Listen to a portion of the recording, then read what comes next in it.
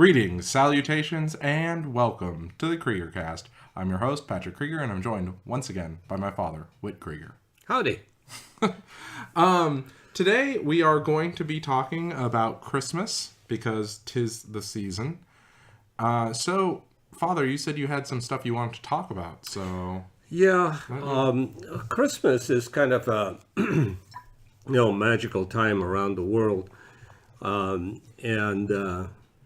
I think particularly in Europe, even nowadays, people take off the entire month of December a lot of times just to be in that celebratory spirit. But and then of course the stories of World War One, where during Christmas, the war stopped momentarily, and everybody got together and were singing Christmas carols and so forth. So it's a really fantastic time, and I don't know whether I think maybe just in the periphery, we think about the birth of Jesus Christ and all that. Of course, nativity is around you everywhere all the time. So my earliest memories of Christmas is when I was naughty. So we were in, I must have been about 3 years, maybe, yeah, it had to have been about 3 years old or so. And,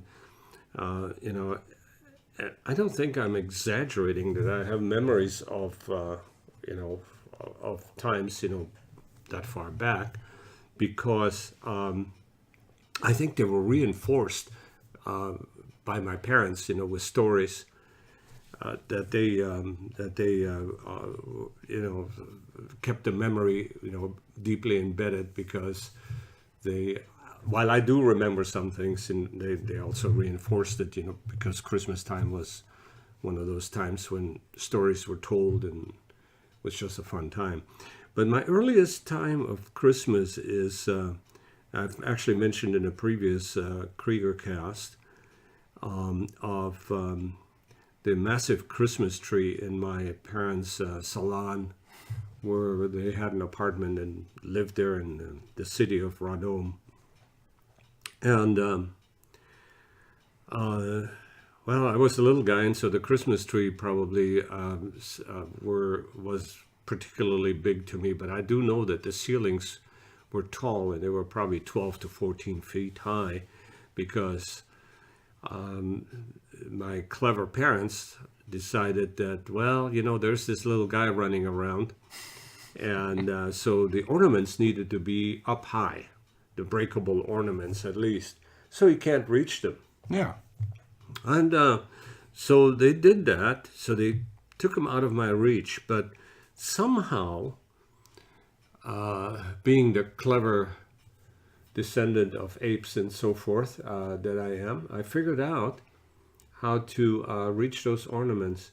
And the way I did that is I found a nutcracker, and I straightened the nutcracker out, and extended my arm that way, and I was able to clobber one or two of those ornaments, and of course my parents, were horrified, and that I did that. So the fact that I wanted to reach them, I don't know whether you can build any psychology around this, why I wanted, was that a destructive instinct, or was it because they set them so high, and it was a challenge, I don't know, I was just a little guy. But yeah, so Christmas was huge. I know when I was little. Probably the next time that I remember Christmas in particular was in Schoenstedt, and by that time I was already 5 years old, Okay. going on 6, because it was Christmas with the Russian occupation forces, which is interesting. We've talked about that before. How the Russians took over East Germany at that time, and Schoenstedt was, a town in the what they call the Erzgebirge in Thüringen. I think that's the Erzgebirge, but toy manufacturing in the area was huge. So I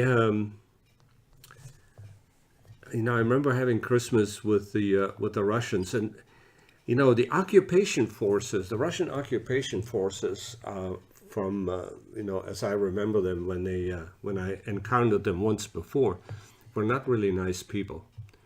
The good Russians, which were the ones that came into Zwickau first. Zwickau, of course, was in Czechoslovakia. And it's just one of the stops that we took. Moving west. Toward the western section of Germany. They were the Cossacks were really wonderful people. They gave us presents and stuff. They camped outside. They didn't bother anybody, but they're the ones that actually occupied the town. Now, once the occupation forces came and the Cossacks withdrew, and the occupation forces had those 14 days of plundering rights, and all hell broke loose in our town. People really were tortured. So in Schönstedt, those were already the occupation forces, but my memory of them were nice. They treated us children very nice. Everybody got a toy. We got to sing Christmas carols in German and all that kind of stuff. So it was really a good time. Can you describe what sort of toys they gave you? Well, yeah. For instance, I got a little truck that was colored in really striking, kind of like a little Tonka truck, but real small.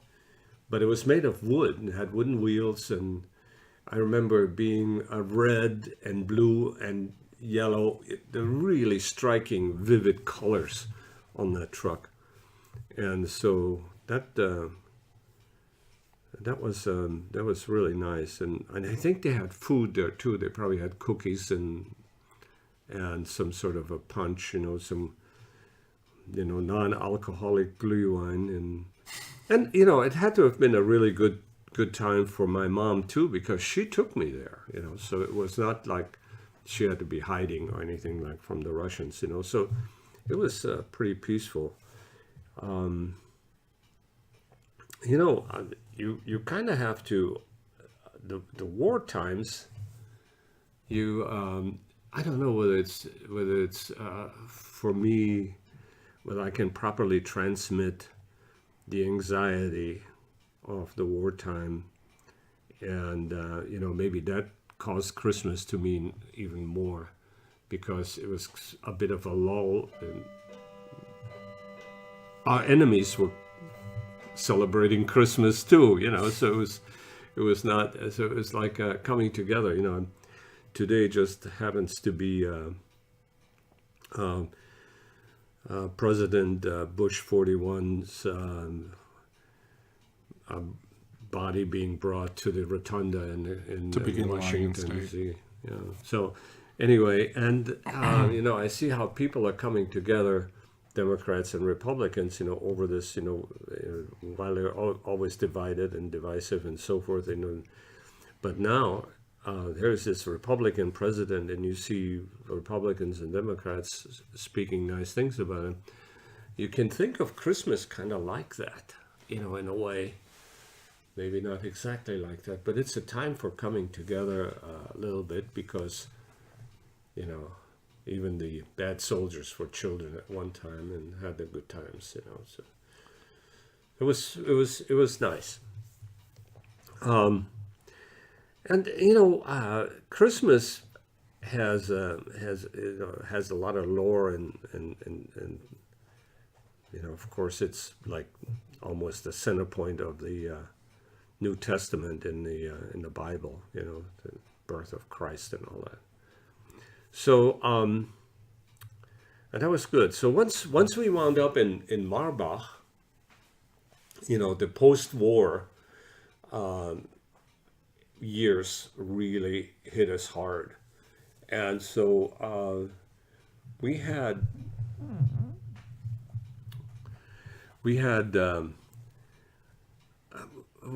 nothing basically. Food supplies were destroyed, communication was destroyed, organization was destroyed, and food was really hard to come by.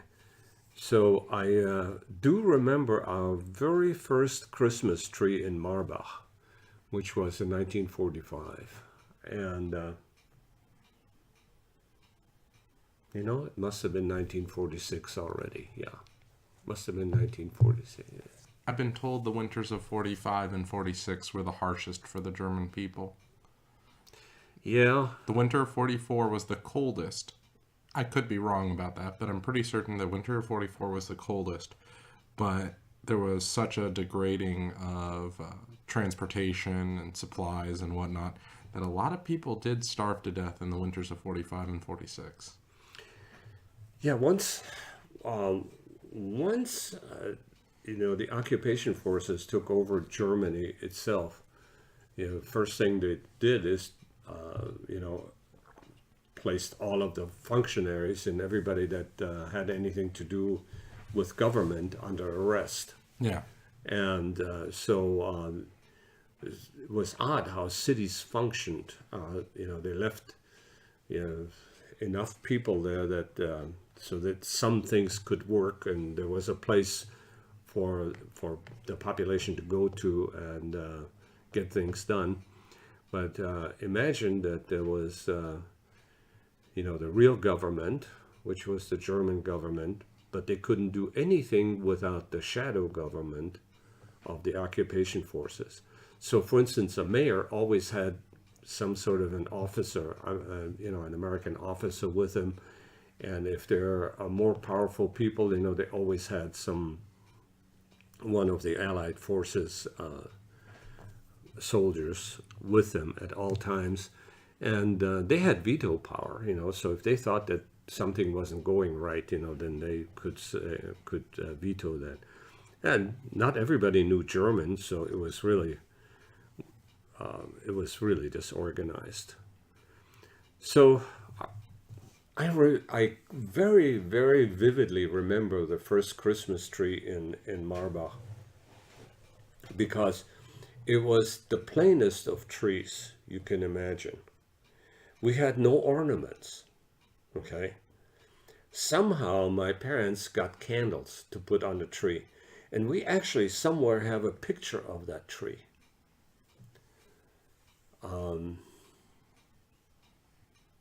Because I remember having seen a picture of the tree. And the decoration on the tree were cotton balls. Huh. Yeah. My mom put cotton balls all over it, so it kind of looked like snow on the tree. Now imagine, so there is, the pine needles, which are, highly oiled, right? Yeah. Then there are cotton balls that could go up in flames, and then there were these real candles, okay? And they were lit one by one. And as children, my brother and I, my brother Walter and I, we used to play with the tree. And we'd break off a little branch and hold it over the candle and let it smoke and, put it on fire, okay? Because it made the room smell so good of Christmas, so it was a big deal. I also remember my present that I got, and it was actually a wooden army Jeep, an American Army Jeep with the white star, okay, no red stars, that kind of thing. And that was it. That was my present. I don't know what Walter got. Yeah. So that was the first Christmas, and that was really a bleak Christmas. But as time went on, and I think somewhere around probably post 1949, maybe even a little earlier, Christmases in our home, in our house, were really a big deal, as they were elsewhere. That was just a big deal. And criminy, they're a big deal here right now with us. Mm-hmm. It's a big deal. But what made it a big deal was the food.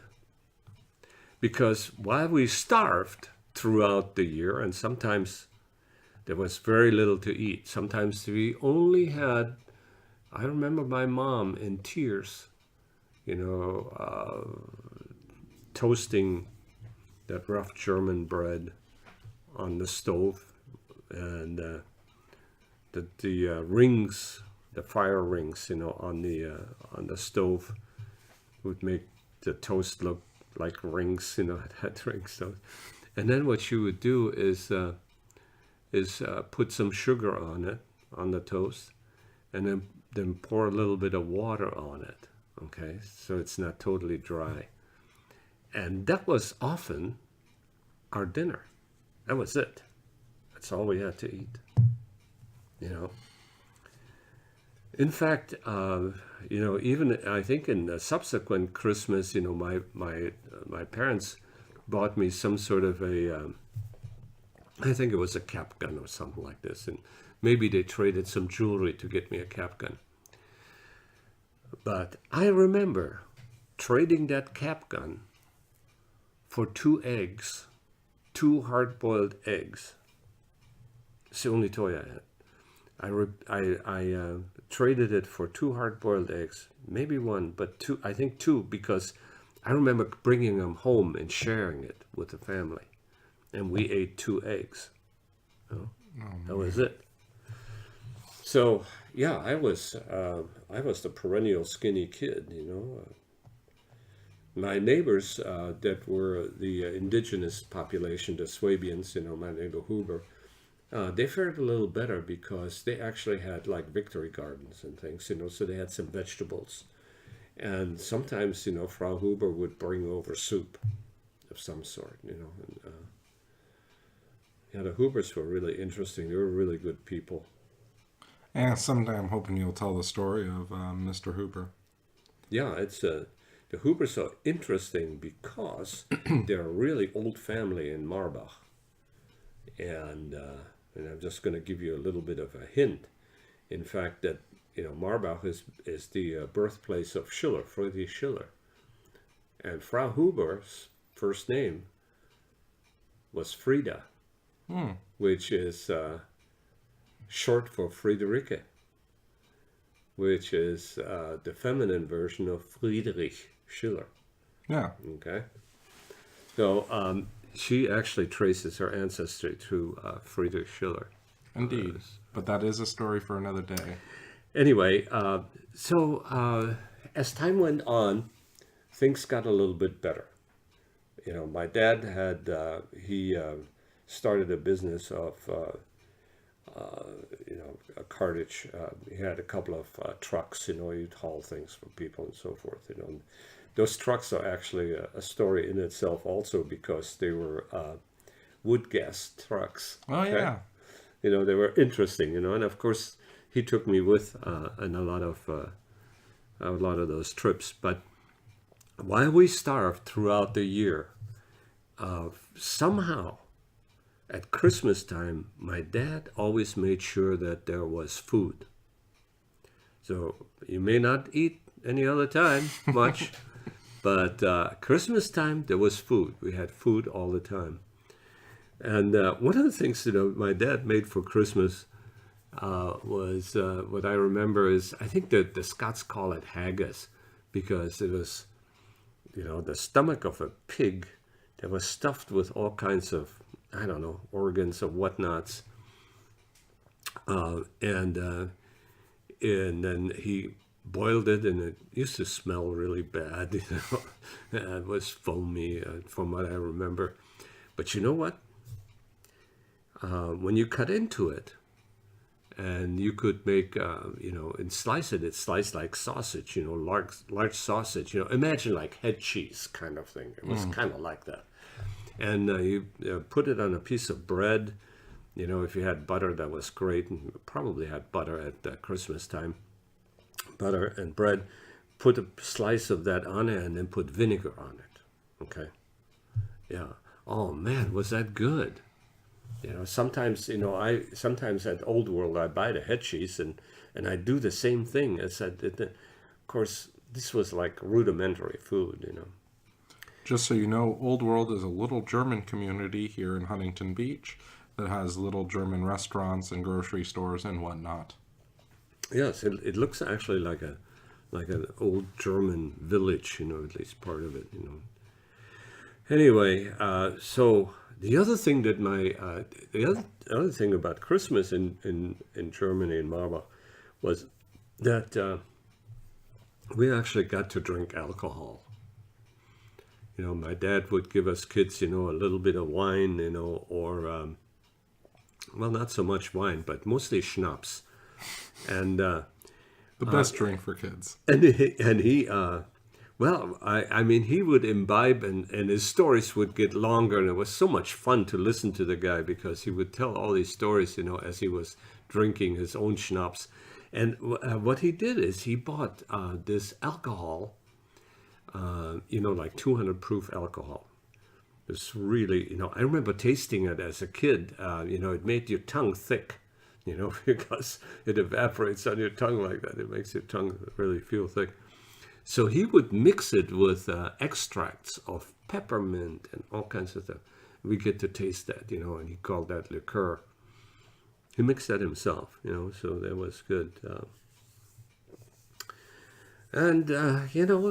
So Christmas was great. I remember I think I was just told you that story about one day they would get somebody to come in as Santa Claus, and he'd come with his list and say, pretend, and who is this Withold, has he been good? And God, we were all shaking our knees, because we were scared. One day a Santa Claus came, and he was probably the best one. He was dressed in a heavy coat, with all fur around him, and hat, and his teeth were glistening because they were like covered in aluminum foil and things, and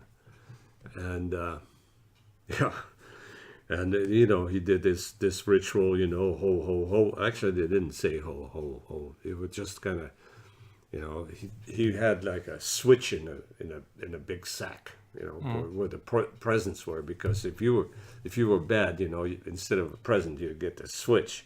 You didn't get coal, I mean, you got whipped, for your, if you were bad, so that was the threat, The coal must have been an American invention or something, a lump of coal. I don't remember anything like this. If the Santa Claus thought you were bad, we were afraid to carry you off, never to be seen again. It was kind of like that. So the Santa Claus came in, and as I said, dressed as Santa Claus, and and so we did the ritual and stuff, and he left, and oh God, we got some gifts, I don't know, cookies or apples or whatever, just small things. Well, always a lot of nuts, walnuts to crack, things like that, toys were, I don't really remember any, although one Christmas I got a Märklin set. Wow. Yeah, Märklin set, but that must have been some years later, because my grandfather helped me build things, with that Märklin set. Describe what it is, because I bet you a lot Well, of it's Americans don't know. it's not a Lego set. It's all steel and bolts, and each. If you know what plumber's tape is, a lot of the components look like plumber's tape. In other words, a strip of steel that's got a whole bunch of holes punched in it. Short steel, small steel, angular steel, things like this. Oh, like an erector set. It's an erector set. That's exactly what it is. It's an erector set. I just didn't have the words for that. See, I thought you were talking about Märklin the trains, and I No, was no, going to say, but it's wow, just- that's an expensive Just gift. made by Märklin, okay? Oh, okay. The German word for this was called the Märklin Baukasten. So it was a box. Yeah. Had all those parts in it, like Lego, but not Lego. And they were made by Märklin. And they had pictures in it, with, that you could build things. Yeah. So we built trucks, we built bridges, all kinds of stuff, Awesome. Yeah. So so we got that, and but Christmas in Germany is like I said before, is a kind of a longer affair. People take off the entire month of Christmas of December, for that, and they have the Christkindlmarkt in Nuremberg and all kinds of other places. I don't know whether that's still going on now, but it did when I was there, and when we were there in 2013, that certainly was still there. Glühwein, Feuerzangenbowle, all that kind of stuff. The so Christmas kind of starts for us December 6th, because December 6th is called St. Nicholas Day in Germany, and St. Nicholas Day is pretty scary for little kids, because there are these Santa Clauses walking all through the neighborhood on the streets in the evening. And you can see that, and they have a big bag, usually a big bag or a rucksack, that kind of backpack, a large backpack. Anyway, the sometimes you'd see that he had some stuff in it, like toys, and there was always the proverbial switch, that was sticking out, in case he needed to clobber you, that it was something. And so we always looked at these guys askance, but if he addressed you and talked to you, you were polite, said yes sir, no sir, all this kind of stuff, and maybe you got a piece of candy, if he liked you, that's what happened. But some of these guys, were pretty. They had like a foot of a kid sticking out from the bag, and it was scary. It was pretty scary. So then, of course, Christmas for us happened on the 24th instead of the 25th. The presents were given on the 24th in the evening.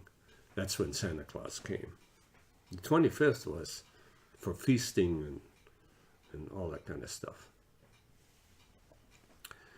And then there was, I think they called that 12th night or something, but I think it was January 10th or so.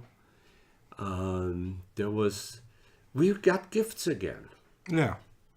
Okay. But they were small gifts, they were mostly like, when my parents could afford an orange for each kid, that was nice, and then more nuts, maybe some candy, that kind of thing. But you got some more stuff. So Christmas went on, all of December basically in Germany, and then part of January, Wow. Yeah. So that was the time, Of course, my dad probably didn't have the entire month off, He was a machinist working for Hermann Fowler, So. Well, work has to be done. Yeah. So Christmas is. My mom, she had the greatest stories. For instance, she used to tell us that only on the 24th, which in German is called the Heilige Abend, which is the holy evening, and at midnight, the animals would talk. Okay? Only once a year, on the 24th at midnight, you could hear the animals talk. If you sneaked up on them, you could hear the animals talk, and they would complain about all the work they had to do and what they had to endure throughout the year. And they would sing the praise of somebody that treated them nice. Okay?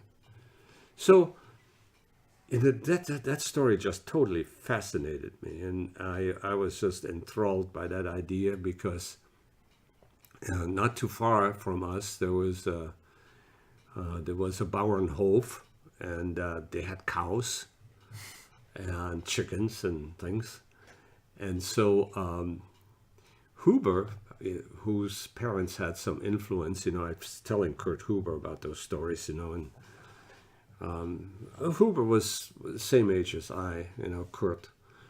And so we were in the same class, and we palled around together for, all of my early teens, and ever since first grade, But anyway, so one night Huber and I got to got parents' permission to listen to the animals, and so we snuck up on the cows, where they were in the barn.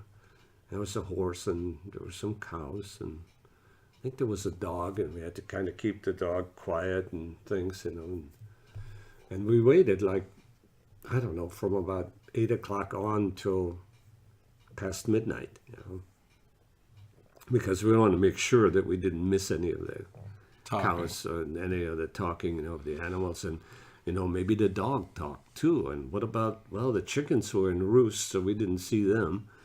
But, the cows were there. I don't think he had any pigs, but the cows was the big deal. And, midnight came and went, and the cows didn't even moo. There was not a moo, there was not a peep. Dog didn't bark because he already knew us. And so we went home, disappointed. I know I talked to my parents about it. I said, and my mom says, well, if they know that you're listening and they see you, they won't talk, because you have to sneak up on them. Well, I thought we sneaked up on them, but anyway, so something went wrong, and that we didn't get to hear the cows. So that was probably the premier story. There were probably some other ones about Christmas as well. The one thing I want to kind of relate. Christmas really has its foundation in antiquity. My friend Cal was telling me about Christmas, and he says, you know about Tower of Babel, right? Yeah, I said, yeah. Where was the Tower of Babel? And I said, well, it was on, I don't know, somewhere in the Middle East. And he says, well, it was on the plain of Shinar, which is in Iraq somewhere right now. And the ziggurats are kind of like the Tower of Babel now. But anyway, everybody knows the Tower of Babel. That's Western European persuasion. And the ruler in charge of the Babylonians at the time was a guy by the name of Nimrod. And what we primarily know of Nimrod is that the Bible says that he was a mighty hunter before the Lord, whatever that means. But what we also know about Nimrod is that his most precious emblem is the pine tree. And the pine tree was celebrated once a year. So there's a possibility, that this actually harkens back to, just the post-Sumerian times, in Iraq, and maybe it was reinforced over the years, through all kinds of pagan rituals. We had Stonehenge, so times the ancients kept track of time and seasons, planting, and so forth. So, wonderful, wonderful Christmas time. And of course, now I'm the dad, and I'm just not inclined to dress up as Santa Claus. So I want to get us a little bit back on track.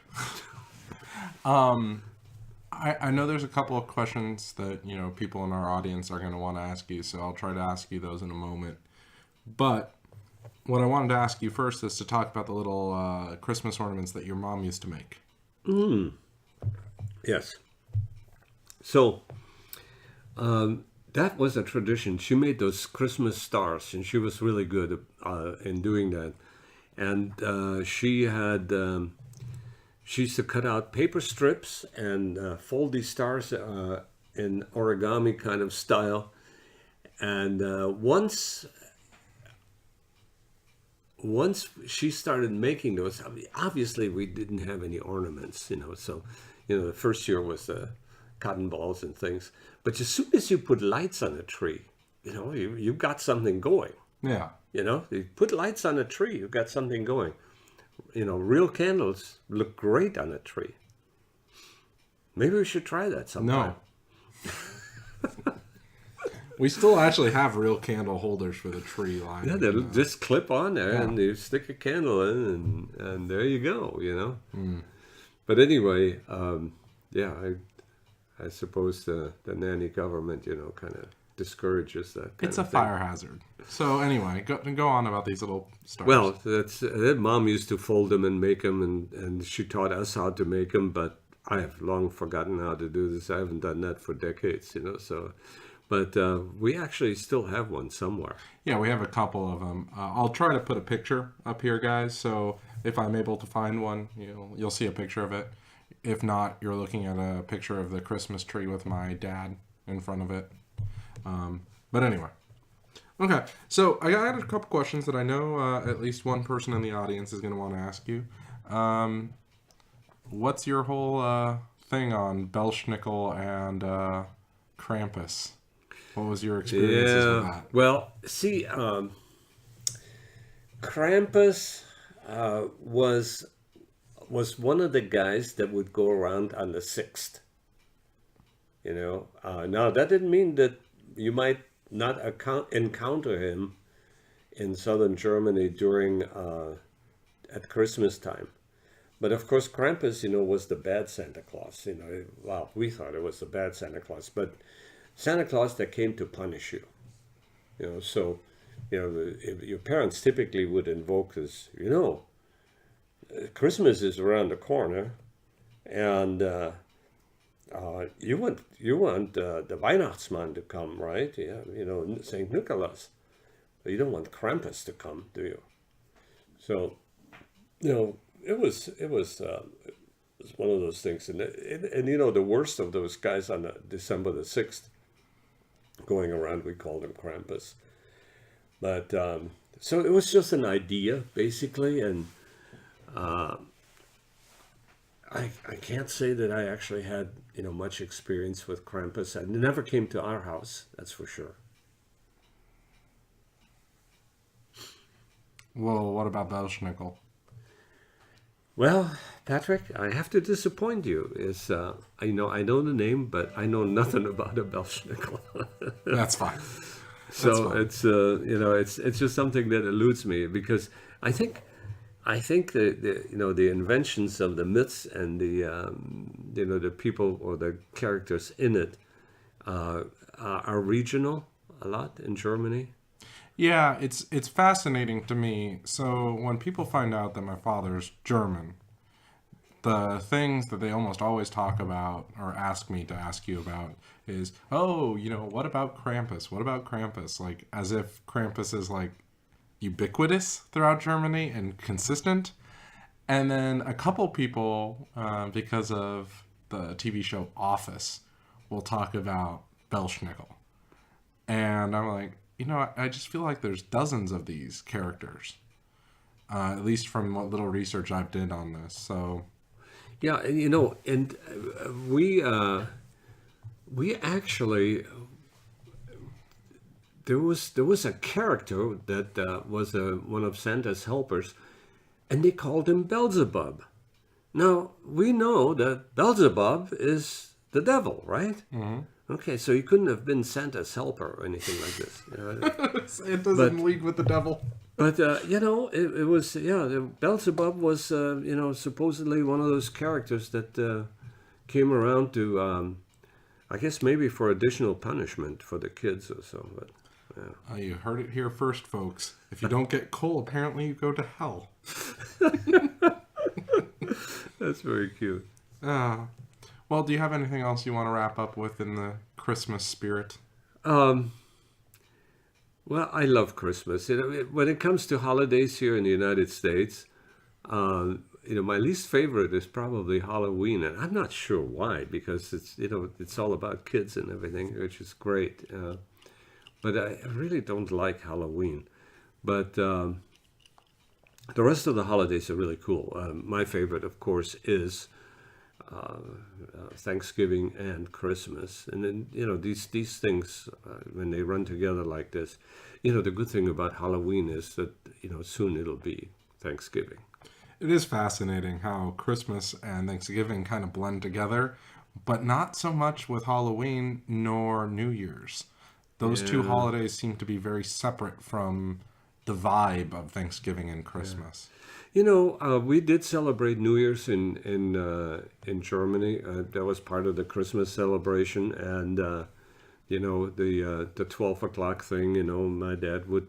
It was one of those things when we got to taste alcohol. Okay, we got to taste the alcohol, so we all got a little bit of alcohol, and we had, Frohes Neujahr, that kind of thing, and but. In terms of New Year's Eve parties and such, I didn't really partake in that. Didn't even go to any until the United States. But besides Christmas, in southern Germany, a big deal is Fasching. Oh, that goes on. Yeah, I don't know what and that is. on. Yeah, Fasching is, the New Orleans Mardi Gras. Yeah. So we call it Fasching, and it's the springtime ritual, and that is, even as teenagers, we drank too much alcohol back then. Yeah, I was actually meaning to ask you about this. I was under the impression that you drank beer, even as a child. Yes, absolutely. Most Americans would consider that alcohol. You're talking about hard alcohol. Yeah, at Fasching it was beyond beer, but beer was common. Most, which is actually a hard apple cider, was very common in our area. In fact, my dad, in the evening, he would send me with a bucket. That's a story for another day. I know what story you're going to tell, and I want that as part of our wrap up of your war stories. Because I can kind of consider that kind of the end, more or less, of the war era. Yeah, those were good times already. I was already a machinist apprentice, and so that was like 48 plus earning money. So yeah, I want to save that for a wrap up of your war stories. So, unless you have anything else to say.